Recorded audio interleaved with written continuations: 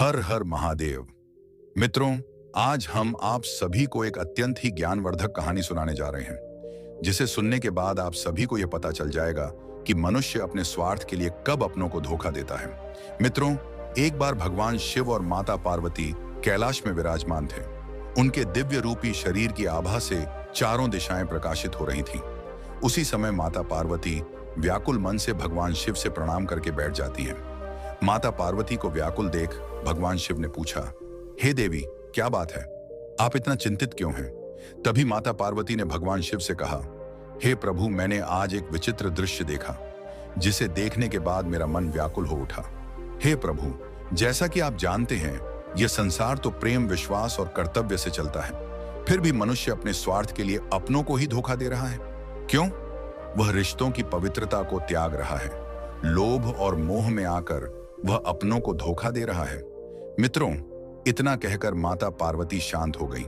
फिर भगवान शिव मंद मुस्कान के साथ माता पार्वती की ओर देखते हुए बोले, हे देवी, तुम्हारा यह प्रश्न केवल तुम्हारी जिज्ञासा नहीं है, बल्कि इसमें संपूर्ण मानवता का यथार्थ रहस्य छिपा हुआ है। हे देवी, जब प्रेम, कर्तव्य और धर्म पर मोह एवं अहंकार का आवरण पड़ जाता है, तब मनुष्य छल और विश्वासघात करने लगता है। तभी माता पार्वती ने आश्चर्य से कहा, हे प्रभु, मनुष्य ऐसा क्यों करता है? क्या यह मनुष्य का स्वभाव है? फिर शिव ने कहा, हे देवी, आज मैं आपको एक कथा सुनाता हूं, जिसे सुनने के बाद आपको आपके सभी प्रश्नों के उत्तर मिल जाएगा। मित्रों, कथा शुरू करने से पहले मेरा आप सभी से अनुरोध है कि एक बार सच्ची श्रद्धा से कमेंट में हर हर महादेव अवश्य लिखें। मैं भगवान भोलेनाथ से प्रार्थना करता हूं कि वे आप सभी पर अपनी कृपा बनाए रखें, आप सभी को हमेशा खुश रखें और आप सभी की मनोकामनाएं पूर्ण करें। मित्रों, फिर भगवान शिव कहते हैं, हे देवी, प्राचीन काल की बात है। एक गांव में सहदेव नाम का एक व्यक्ति अपनी पत्नी के साथ रहता था। वह अपनी पत्नी की सभी इच्छाओं को पूरा करता था। क्योंकि वह अपनी पत्नी से अत्यधिक प्रेम करता था, इसीलिए वह अपनी पत्नी की किसी भी बात को नहीं टालता था। लेकिन सहदेव की पत्नी बहुत ही चालाक और दुष्ट स्वभाव की थी। वह सहदेव के भोलेपन का सदैव काम फायदा उठाती रहती थी। एक दिन उसने सहदेव से कहा, हे स्वामी, प्रतिदिन एक जैसा भोजन खाते खाते मन भर चुका है। कृपया आज आप जंगल से जाकर खाने के लिए कुछ स्वादिष्ट फल ले आइए। बहुत दिनों से फल नहीं खाया। मित्रों, अपनी पत्नी की बात सुनकर सहदेव फल की तलाश में जंगल की ओर निकल जाता है। बहुत समय तक वह जंगल में इधर उधर फल के वृक्ष की तलाश करने लगा, लेकिन उसे कहीं भी कोई फल का वृक्ष नहीं दिखा। अंत में वह थक कर एक सरोवर के किनारे बैठ गया। उसे यह समझ नहीं आ रहा था कि वह अपनी पत्नी के लिए स्वादिष्ट फल कहां से ले जाए। यह सोचकर वह बहुत चिंतित हो उठा।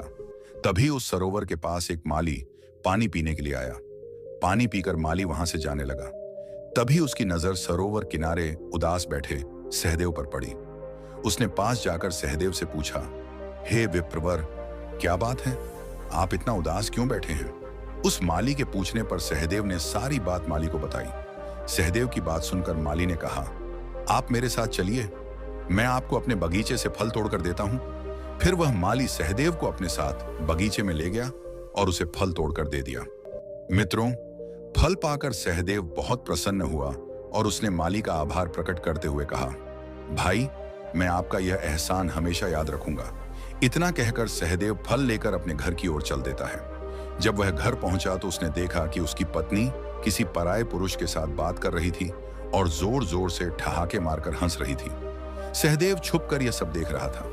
थोड़ी देर बाद जब वह व्यक्ति चला गया तो सहदेव घर के अंदर गया। मित्रों, अपने पति को देखकर पहले तो सहदेव की पत्नी घबरा गई। फिर उसने सहदेव से कहा, हे स्वामी, आप कहां चले गए थे? मुझे आपकी चिंता हो रही थी।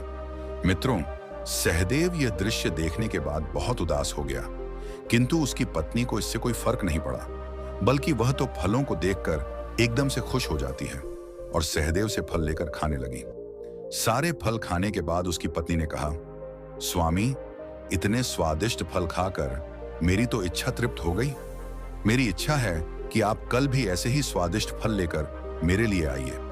इतना कहकर उसकी पत्नी अपने कक्ष में सोने चली गई। लेकिन सहदेव को रात भर नींद नहीं आई। वह सारी रात सोचता रहा कि उसकी पत्नी ने उसके साथ इतना बड़ा विश्वासघात क्यों किया। मित्रों, अगले दिन जब सुबह हुई, सहदेव घर से चुपचाप निकलकर निराश मन से जंगल की ओर चल देता है। चलते चलते वह जंगल के काफी भीतर चला जाता है। तभी उसे जंगल में एक झोपड़ी दिखी। झोपड़ी के बाहर एक सन्यासी महात्मा भगवान की आराधना कर रहे थे। सहदेव उनके पास जाकर प्रणाम करता है और उनके सम्मुख हाथ जोड़कर बैठ जाता है। सहदेव का प्रणाम स्वीकारते हुए साधु महात्मा कहते हैं, हे वत्स, क्या बात है? तुम किस लिए मेरे पास आए हो? साधु महात्मा के पूछने पर सहदेव रोते हुए अपने मन की व्यथा सुना देता है। सहदेव के मन की व्यथा सुनने के बाद साधु महात्मा कहते हैं, हे पुत्र, आज मैं तुम्हारे साथ घटित हुई घटना का वर्णन एक स्वार्थी मनुष्य की कहानी के माध्यम से समझाता हूं, जिसने अपने स्वार्थ को पूरा करने के लिए अपना चरित्र और विश्वास दांव पर लगा दिया।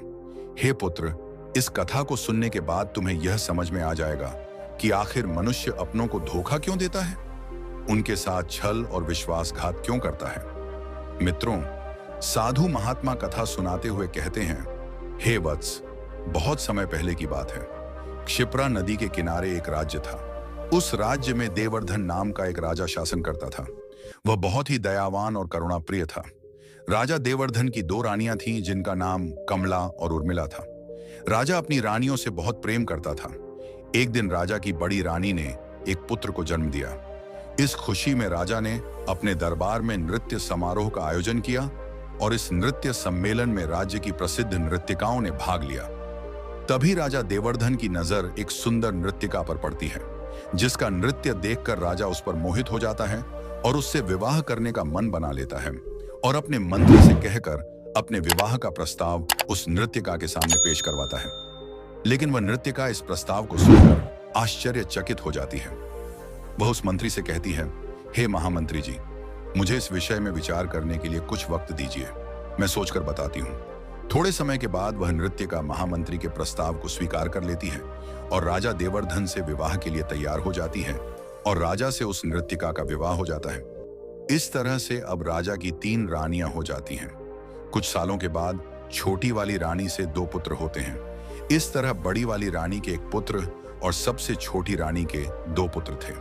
लेकिन मंझली वाली रानी, जिसका नाम दक्षिणा था, उसकी कोई संतान नहीं थी। शायद उसके नसीब में संतान प्राप्ति का सुख नहीं था। धीरे धीरे समय बीतता गया। राजा के 3 पुत्र अब बड़े हो गए थे। एक दिन राजा का सबसे बड़ा बेटा अपने पिता से अनुमति लेकर जंगल में शिकार खेलने के लिए गया। जंगल में शिकार ढूंढते ढूंढते उसे पूरा दिन बीत गया, परंतु उसके हाथ एक भी शिकार नहीं लगा। उसे एक भी जानवर नहीं दिखा। वह पूरी तरह से निराश हो गया। तभी अचानक से उसने देखा कि एक व्यक्ति जंगल से निकलकर बाहर आया। उसने फटे पुराने वस्त्र पहन रखे थे। उसके साथ में एक तोता था जो उसके कंधे पर बैठा हुआ था। वह भोजन की तलाश में इधर उधर भटक रहा था। उस इंसान और तोते के बीच में बहुत गहरी मित्रता थी, क्योंकि वह तोता ही अब उसका सहारा था। फिर वह राजकुमार उस व्यक्ति के पास जाता है और बहुत ही सहज स्वर में पूछता है, बाबा, आप कौन हैं और इस सुनसान और घने जंगल में क्यों भटक रहे हैं? मित्रों, राजकुमार के पूछने पर वह व्यक्ति कुछ नहीं बोला, क्योंकि वह भोजन की तलाश में था और उसे बहुत तेज भूख लगी हुई थी। राजकुमार उसकी भाव भंगिमा देखकर समझ चुका था कि इस व्यक्ति को खाने के लिए कुछ चाहिए। यह सोचकर राजकुमार ने अपने थैले में से कुछ चने निकालकर उस व्यक्ति को दे दिया। चना देखते ही वह व्यक्ति खुश हो जाता है और राजकुमार के हाथों से लेकर चने खाने लगता है। इतने में ही राजकुमार उस व्यक्ति से दोबारा पूछता है, आप कौन हैं और इस घने जंगल में अकेले क्यों भटक रहे हैं? आपका परिवार कहाँ है? यह सुनते ही उस व्यक्ति के हाथ से चने नीचे गिर जाते हैं और उसकी आंखों में आंसू आ जाते हैं।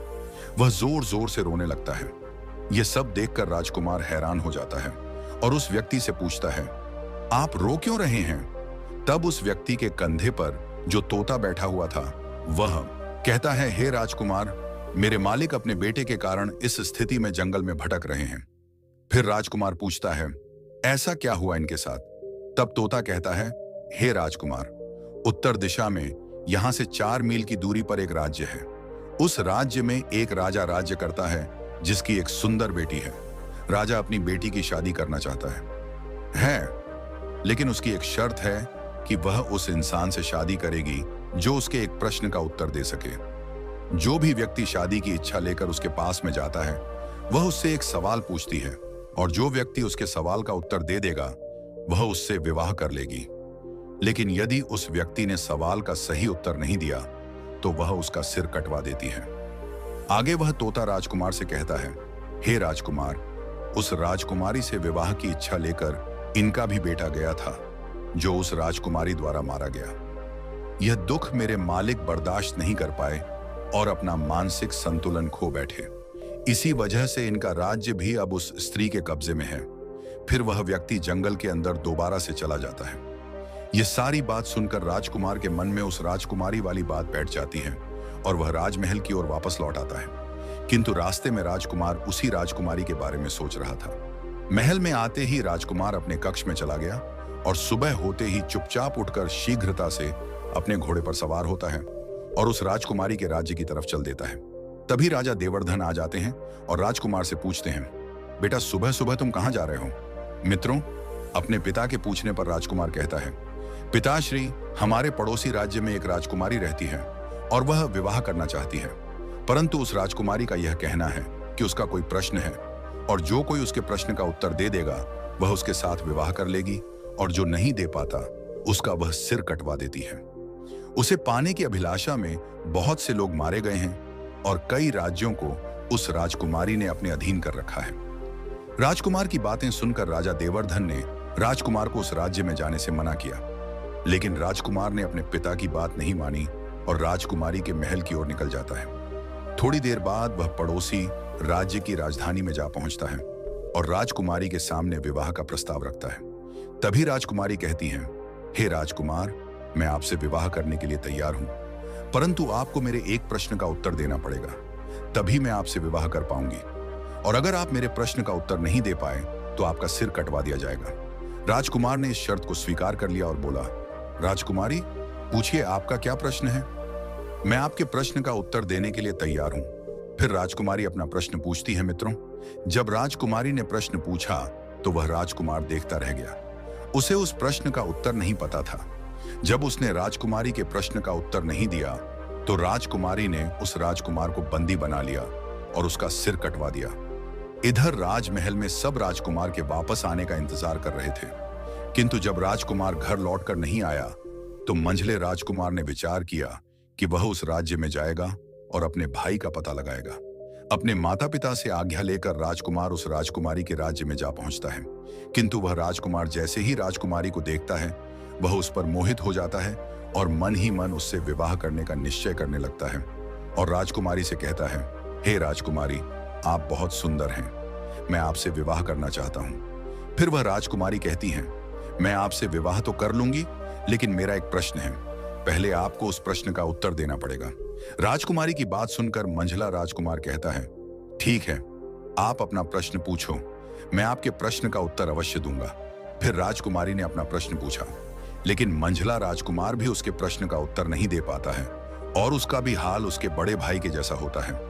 उसे भी बंदी बनाकर सिर कटवा दिया जाता है।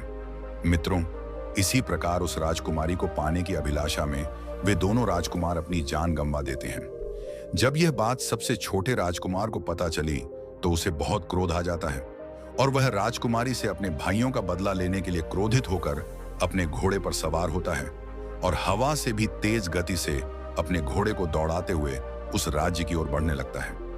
लेकिन जब रास्ते में उसका गुस्सा शांत हुआ तो उसने अपने मन में यह निर्णय लिया कि मुझे उस राजकुमारी के सामने जाने से पहले उसके बारे में जान लेना चाहिए, नहीं तो मेरा भी हाल वही होगा जो मेरे भाइयों का हुआ है।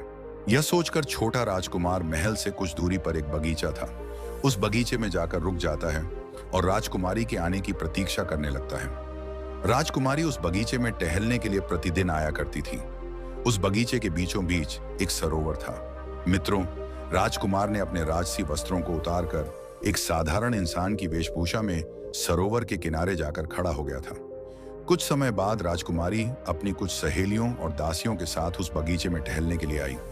थोड़ी देर बाद राजकुमारी को प्यास लगी और उसने अपनी एक दासी से पानी लाने के लिए कहा।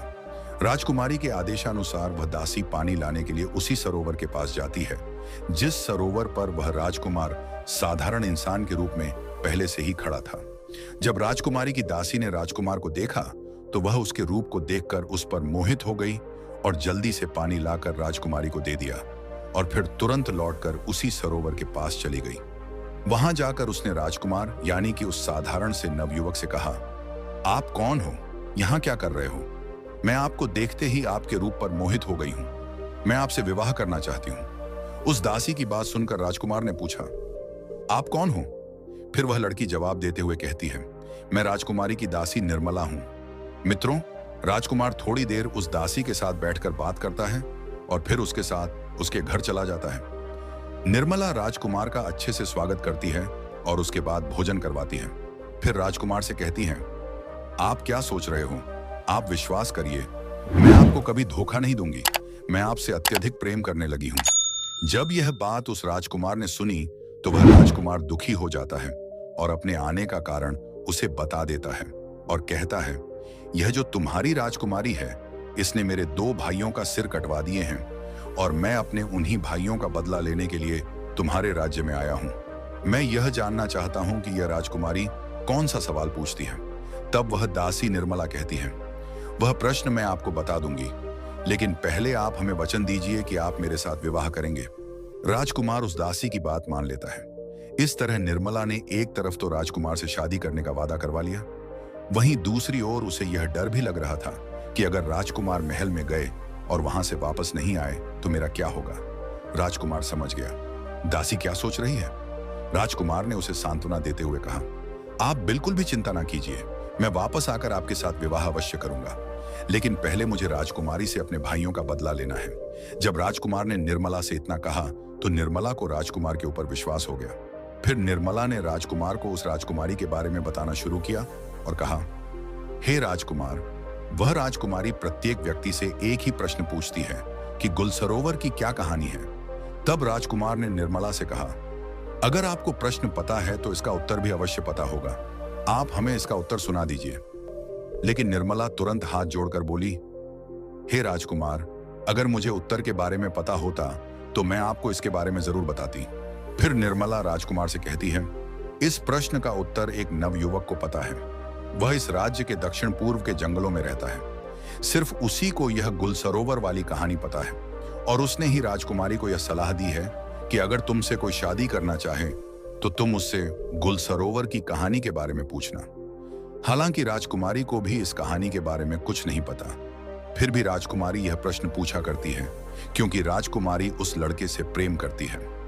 यह बात सुनकर राजकुमार ने निर्मला का आभार जताते हुए कहा, आज आपने यह रहस्य बताकर मेरा काम आसान कर दिया है। पहले हम गुलसरोवर की कहानी के बारे में पता करते हैं, तब तक आप यहीं पर इंतजार करिए, हम लौटकर जरूर आएंगे। फिर निर्मला कहती है, हे राजकुमार, गुलसरोवर की कहानी कहाँ मिलेगी? मैं आपको यह बता सकती हूँ, लेकिन वहां से जिंदा लौटना नामुमकिन है। वहां से जिंदा नहीं लौट पाओगे। राजकुमार बोला, क्यों नहीं लौट पाएंगे? फिर उसने बताया कि वहां पहुंचने का मार्ग अत्यंत ही दुर्गम और जटिल है, इसीलिए आप वहां मत जाइए और अपनी जिद को छोड़ दीजिए। आप कभी अपने भाइयों का बदला नहीं ले सकते। आप हमारे साथ विवाह कर लीजिए और खुशहाल जीवन व्यतीत कीजिए। तभी राजकुमार ने कहा, चाहे रास्ते में कितनी भी कठिनाई क्यों ना हो, कितना भी संकट क्यों ना हो, लेकिन मैं जाऊंगा और अपने भाइयों का बदला जरूर लूंगा। फिर निर्मला ने सोचा कि अब हम चाहे कितना भी रोकने की कोशिश करें, ये नहीं रुकेंगे। यह सोचकर निर्मला ने दोबारा रोकने का प्रयास नहीं किया। वह घर के अंदर से एक चमकती हुई तलवार लाकर राजकुमार के हाथों में थमा दिया और कहा, यह तलवार तुम्हारे काम आएगी, इसलिए आप एक काम करना, यहां से ठीक पश्चिम दिशा की तरफ जाइए। जब आप पश्चिम दिशा की तरफ जाओगे तो आगे आपको गुफा में एक शेर मिलेगा। आपको उस शेर से डरना नहीं है, क्योंकि वह शेर बूढ़ा हो चुका है, जिस वजह से वह शिकार नहीं कर पाता और बहुत भूखा रहता है। जब आप उसके पास जाओगे तो इस तलवार की मदद से रास्ते में उस शेर के लिए कुछ खाने को जरूर ले जाना, और जब वह शेर गुफा से बाहर आए तब उसके सामने आप खाने की चीज रख देना। वह भोजन खाने के बाद तुमसे बहुत प्रसन्न होगा और तुम्हारी मदद जरूर करेगा। उसके बाद जब आप आगे बढ़ोगे तो एक नदी मिलेगी, आपको नदी के उस पार जाना होगा। इतना कहकर निर्मला राजकुमार को विदा कर देती है और राजकुमार पश्चिम दिशा में जंगल की तरफ घोड़े पर सवार होकर चल देता। काफी लंबा सफर तय करने के बाद उसे एक शेर की गुफा मिली, जिसमें एक बूढ़ा शेर रहता था, जिसके बारे में निर्मला ने राजकुमार को बताया था और साथ में यह भी कहा था कि आप उस शेर के सामने कुछ भोजन रख देना। मित्रों, राजकुमार ने बिल्कुल वैसा ही किया जैसा निर्मला ने कहा था। उसने शेर के सामने भोजन ले जाकर रख दिया। शेर भोजन देखकर बहुत खुश हो जाता है क्योंकि वह कई दिनों से भूखा था। मित्रों, रात्रि होने वाली थी और आगे का मार्ग बहुत दुर्गम था। यह सोचकर राजकुमार ने उसी स्थान पर रात्रि व्यतीत करने का निर्णय लिया और आसपास से कुछ लकड़ियां इकट्ठा की और गुफा के सामने आग जला लिया और उसी के पास बैठ गया। आग जलती देख वह शेर भी राजकुमार के बगल में बैठ जाता है।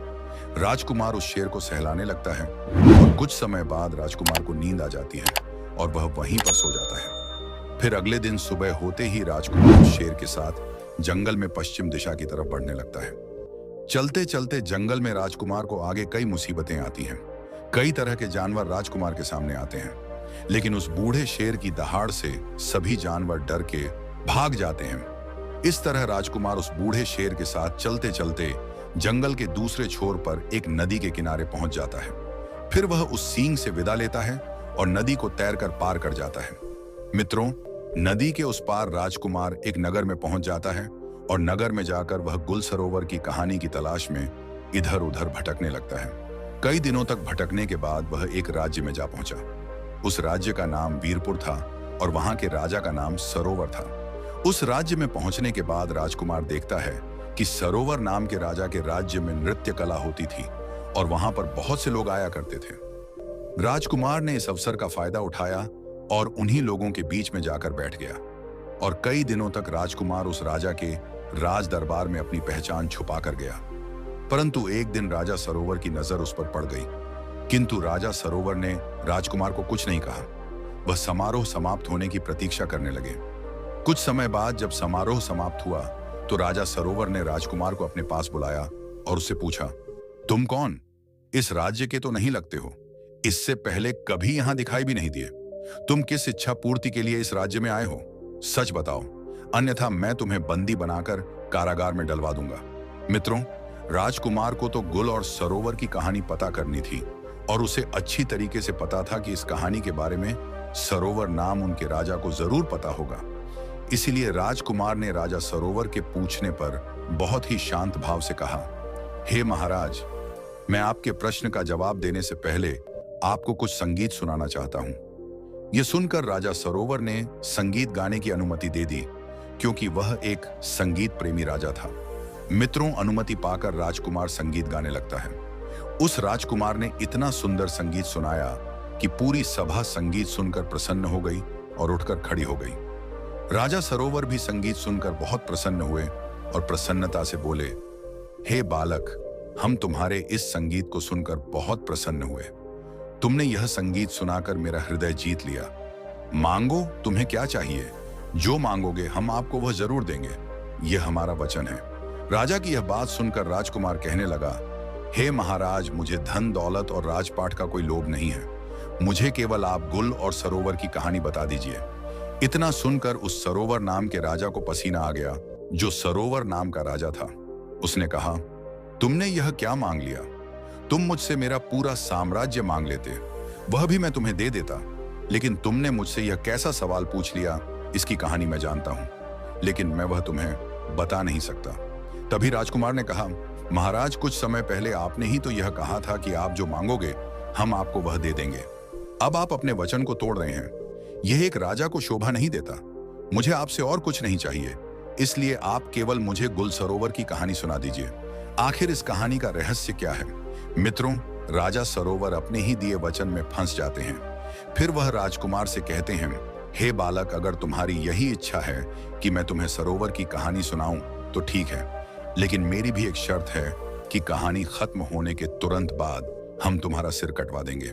अगर तुम इस बात पर राजी हो तो हम तुम्हें गुल सरोवर की कहानी सुनाते हैं।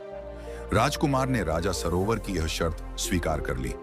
फिर राजा सरोवर ने अपने मंत्रियों और सैनिकों को इशारा दिया। इशारा पाकर सैनिक कारावास की तरफ जाते हैं। राजकुमार वहीं बैठा हुआ यह सब देख रहा था। थोड़ी देर बाद सैनिक कारावास से लौट कर आते हैं। उनके साथ में एक लड़की होती है। वह बहुत सुंदर थी। उसके शरीर पर फटे पुराने वस्त्र थे और उसके हाथ पैर में बेड़ियां पड़ी हुई थी। वह सही से चल नहीं पा रही थी, इसीलिए सैनिक उसे मार रहे थे।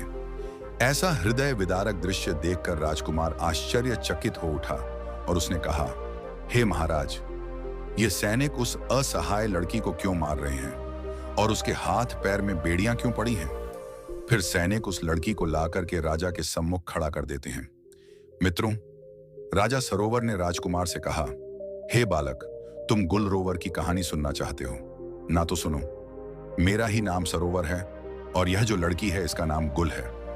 यह सुनकर राजकुमार ने उत्सुकता के साथ कहा, महाराज, आप सरोवर और यह लड़की गुल, इसका मतलब गुल सरोवर की कहानी आपकी है। हे महाराज, कृपया आप आगे की कहानी सुनाइए। फिर राजा सरोवर ने कहानी सुनाते हुए कहा, हे बालक, मैं विवाह से पहले एक बार जंगल में शिकार खेलने के लिए गया था। वहां यह लड़की अपनी सहेलियों के साथ उसी जंगल में एक तालाब के किनारे बैठी हुई थी। उस दिन जब हम शिकार की तलाश कर रहे थे, तभी मेरी नजर इस स्त्री के ऊपर पड़ी और हम इसके रूप और सुंदरता पर मोहित हो गए और यह भी हमारे रूप को देखकर हम पर मोहित हो गई। मैं इस स्त्री के रूप पर इतना मोहित हो गया कि उसी स्थान पर स्तब्ध होकर एक तक इस लड़की को देखने लगा। मुझे कुछ भी समझ में नहीं आ रहा था। तभी यह लड़की मेरे पास आई और मुझसे पूछा, कौन हो आप? कहां से आए हो? क्या देख रहे हो? फिर मैंने सहमे स्वर में जवाब दिया, मेरा नाम सरोवर है। यदि आप जानना चाहती हो कि हम क्या देख रहे हैं तो सुनिए। आप इतनी सुंदर हो कि ऐसा लगता है कि आप स्वर्ग की कोई अप्सरा हैं और मेरा मन कर रहा है हम आपको ही देखते रहे। फिर राजा सरोवर ने राजकुमार से कहा, हे बालक, मेरे इतना कहते ही इस लड़की ने हमसे पूछ लिया, क्या आप मुझसे विवाह करोगे? जो बात मेरे हृदय में थी वह इसने स्वयं कह दी थी। यह सुनकर मैं बहुत खुश हो गया। उसके बाद यह लड़की मुझे अपने साथ अपने घर ले गई और अपने माता पिता से विवाह की अनुमति मांगने लगी। उसके माता पिता ने विवाह करने की अनुमति नहीं दिया। फिर यह जिद करने लगी और बार बार अपने माता पिता से विनती करने लगती है। बेटी की जिद के सामने इसके माता पिता मजबूर होकर इसका विवाह हमारे साथ कर देते हैं। फिर आगे राजा सरोवर राजकुमार से कहते हैं, हे बालक, अब इस कहानी को ध्यान से सुनना, क्योंकि इस कहानी का असली राज अब खुलने वाला है। जब हम दोनों का विवाह हो गया तो हम इसे अपने साथ लेकर अपने महल की ओर आने लगे। रास्ते में यह बहुत प्रसन्न थी और मुझसे कह रही थी, मुझे मेरे मनचाहे पति मिले हैं और मैं खुद दुखी रह सकती हूँ, लेकिन आपको कभी दुखी नहीं रहने दूंगी। मैं खुद संकट में रह सकती हूँ, लेकिन आप पर कभी आंच नहीं आने दूंगी और अपने पति से हमेशा लगाव बनाकर रखूंगी। फिर थोड़ी देर में हम अपने महल पहुंच गए। कुछ दिनों तक तो सब ठीक था। उसके बाद एक दिन मेरी रात्रि में नींद खुली तो मैंने देखा कि मेरे सो जाने के बाद यह राजमहल से निकलकर जंगल की ओर चली जाती थी। यह देखकर मैं भी इसके पीछे छे जाता हूँ। तभी देखता हूँ कि यह एक व्यक्ति के पास जाती है और उसके साथ बैठकर बातें करने लगी। उसके बाद मैं चुपचाप वहां से वापस राजमहल में लौट आया। इतना कहकर राजा चुप हो गया। तभी राजकुमार ने कहा, हे महाराज, आगे क्या हुआ था? फिर राजा सरोवर ने आगे की कहानी सुनाते हुए कहा, हे बालक, उस दिन मैं उसी दृश्य के बारे में सोचता रहा। दूसरे दिन जब संध्या हुई तो इसने खाना बनाया और मुझे दिया, लेकिन उस दिन मैंने जानबूझकर खाना नहीं खाया। मैंने निर्णय लिया कि आज चाहे कुछ भी हो जाए, हम सोएंगे नहीं। फिर देर रात तक हम जागते रहे। उसके बाद इसने मुझसे कहा, हे प्रियवर, अब बहुत ज्यादा रात्रि हो चुकी है, आप सो जाइए। मैंने आंखें बंद करके सोने का नाटक किया। उसके बाद यह मेरे पास से उठकर फिर से उसी व्यक्ति के पास चली जाती है। मैं भी उठकर इसके पीछे से गया तो मैं देखा कि वह व्यक्ति गुस्से में घुल से कहता है कि आज तुम्हें यहां पर आने में इतना समय क्यों लग गया? कहां थी इतनी देर तक? उस व्यक्ति का क्रोध देखकर इसने हाथ जोड़कर उस व्यक्ति से क्षमा मांगते हुए कहा, मेरे पति आज देर से सोए थे, इसीलिए मुझे आने में इतनी देर हो गई है। अगली बार से ऐसा कभी नहीं होगा, क्योंकि अगली बार मैं उसके खाने में विष देकर उसे सदा के लिए मार्ग से हटा दूंगी और हमेशा के लिए आपके पास आ जाऊंगी। जब यह बात इसने उस व्यक्ति से कहा तो मैंने यह बात सुन ली और वापस महल को लौटने लगा। तभी उस व्यक्ति की नजर मुझ पर पड़ जाती है और उसने गुल से यह बात बताई।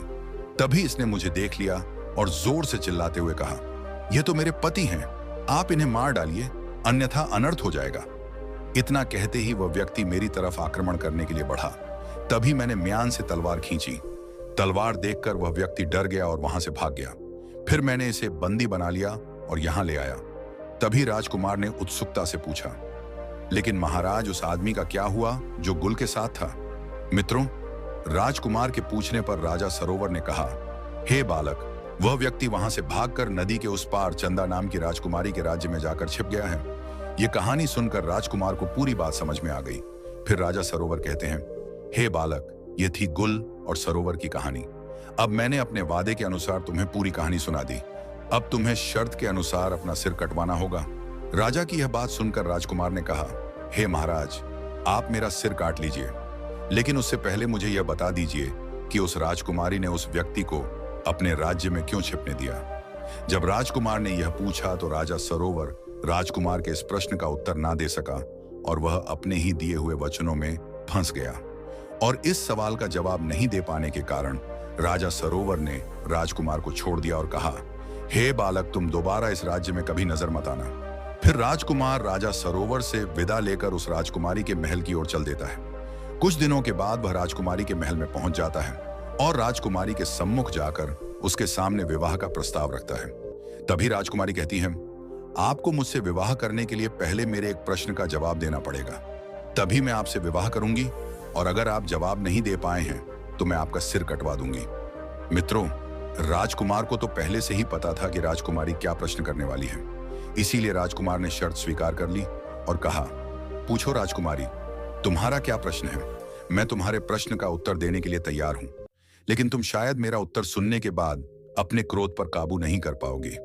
राजकुमार की यह बात सुनकर राजकुमारी सोचने लगी, आखिर ऐसा क्या है इस प्रश्न के उत्तर में जिसे सुनकर मैं क्रोधित हो जाऊंगी। लेकिन मित्रों, राजकुमारी इस बात पर ध्यान नहीं देती और राजकुमार से प्रश्न पूछते हुए कहती हैं, गुल सरोवर की क्या कहानी है, इसका उत्तर दीजिए। फिर राजकुमार ने राजकुमारी चंदा को गुल सरोवर की कहानी सुनाई। जैसे ही कहानी पूरी होती है, राजकुमारी कहने लगी, ऐसा क्या था इस कहानी में जो मुझे क्रोध आता? फिर राजकुमार ने कहा, हे राजकुमारी, तुम जिस व्यक्ति के प्रेम में अंधी हो, वह व्यक्ति वही है जिसने गुल सरोवर का जीवन नष्ट किया है। जब राजा सरोवर ने उसे मारना चाहा तो वह भागकर आपके राज्य में छिप गया और आपको अपने प्रेम के माया जाल में फंसा लिया। राजकुमारी को इस बात पर विश्वास नहीं हुआ और वह तुरंत राजमहल से निकलकर अपने सैनिकों के साथ उस व्यक्ति के पास जा पहुंचती है और उससे पूछती है, तुम कौन हो? राजकुमारी का क्रोध देखकर वह व्यक्ति घबरा जाता है। इतने में राजकुमारी समझ जाती है कि राजकुमार सही कह रहा था। फिर वह राजकुमारी कहती है, तुम्हारी वजह से कई निर्दोष व्यक्तियों की जान गई है, तुम्हें इस अपराध के लिए मृत्युदंड की सजा मिलेगी। फिर वह व्यक्ति माफी मांगते हुए कहता है, हे राजकुमारी, मुझे माफ कर दो, मैंने किसी की जान नहीं ली, वह सभी लोग अभी भी जीवित हैं। तभी उस राजकुमार ने उस व्यक्ति से पूछा, कहाँ हैं वे सभी लोग, तुम मुझे जल्दी से बताओ।